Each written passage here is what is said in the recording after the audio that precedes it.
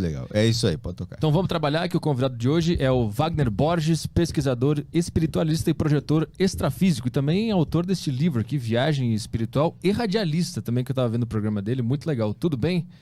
Como estamos? Tudo bom, Petri? Pessoal que estiver assistindo a gente aí, vamos bater um papo sobre saídas do corpo e temas espirituais em geral.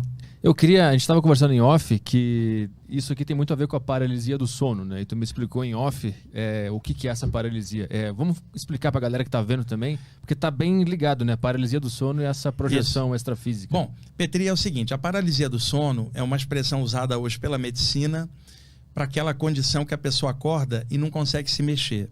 Ela tenta gritar, não sai som nenhum, tenta abrir os olhos, não consegue, luta para tentar recuperar o movimento. Quando ela recupera o movimento, ela está com uma taquicardia forte, ofegante. E por que isto acontece? Durante o sono, o metabolismo cardiorrespiratório relaxa e as ondas cerebrais também relaxam. O que acontece? A pessoa acorda num estado alterado de consciência, sendo que o mecanismo físico ainda não está ativado. Ela não sabe disso, dá o comando para se mexer, o corpo não responde. Qual é a reação, Petri? O medo, a pessoa não sabe o que está rolando. O que acontece quando a gente está com medo? As glândulas suprarrenais, também chamada adrenais, dispara adrenalina, que é a preservação do corpo, o instinto de defesa. Quando você está com medo, uma descarga de adrenalina aumenta o batimento, a força para você correr ou enfrentar o que está causando o perigo. E aí você que estava paralisado, Petri, faz assim, ó, acorda, ou melhor, você já estava acordado no estado alterado, acorda ofegante, acelerado por causa da adrenalina. Como ninguém explicava isso antigamente, né, ficou muito no terreno do mito, porque, por exemplo, alguém mais religioso e mais radical pode chegar, como aconteceu comigo, minha família religiosa, dizer assim, você está tendo essa paralisia porque você não rezou, o diabo te agarrou. Havia também, em áreas espirituais, a noção de que poderia ter um espírito, uma entidade te travando. Tudo isso ficava meio que no imaginário, e antigamente isso era chamado de pisadeira, significando que tem algo prendendo você, como se houvesse uma força pisando sobre você. Você não recupera um movimento. Então, isso é chamado de paralisia do sono, até aí a medicina vem falando nisso. Só que isto tem um lado B, que eu descobri e outras pessoas também descobriram. Quando eu tinha 15 anos, Petri, isso lá no Rio de Janeiro, onde eu nasci, eu comecei a ter paralisia do sono. Eu acordava, não conseguia me mexer, lutava, não sabia o que era, até recuperar um movimento. Tentava gritar para chamar meu pai, não saía som nenhum. Mas tu via pessoas? Não via nada por enquanto, né? Aí o que acontece? Buscando informação, eu já estava, desde os 15, estudando o que eram saídas do corpo, que era uma experiência que eu tinha de me sentir fora do meu corpo durante o sono, que muita gente também tem. Hoje esse é um tema muito estudado, muita gente está interessada.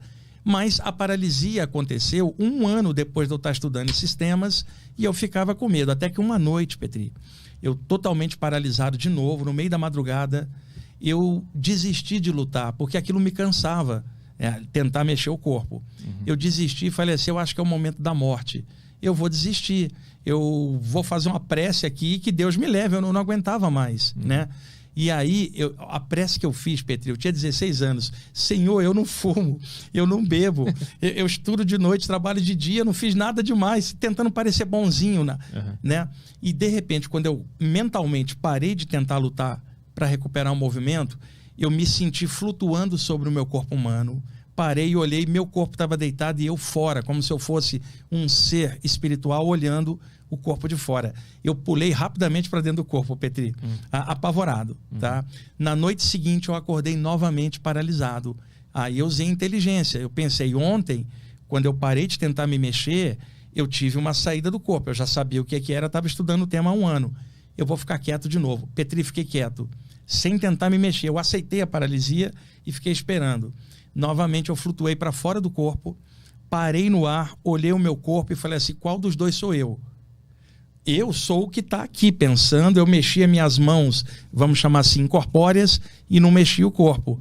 Foi aí que eu percebi que a paralisia poderia anteceder uma experiência fora do corpo, que é muito conhecida por nomes como viagem astral, projeção astral e tantos nomes que várias áreas de estudo deram.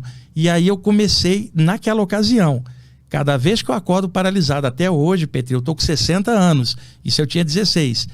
Acordo paralisado, eu fico quietinho, o meu campo energético dilata, a minha aura, e eu me sinto flutuando numa experiência para fora do corpo.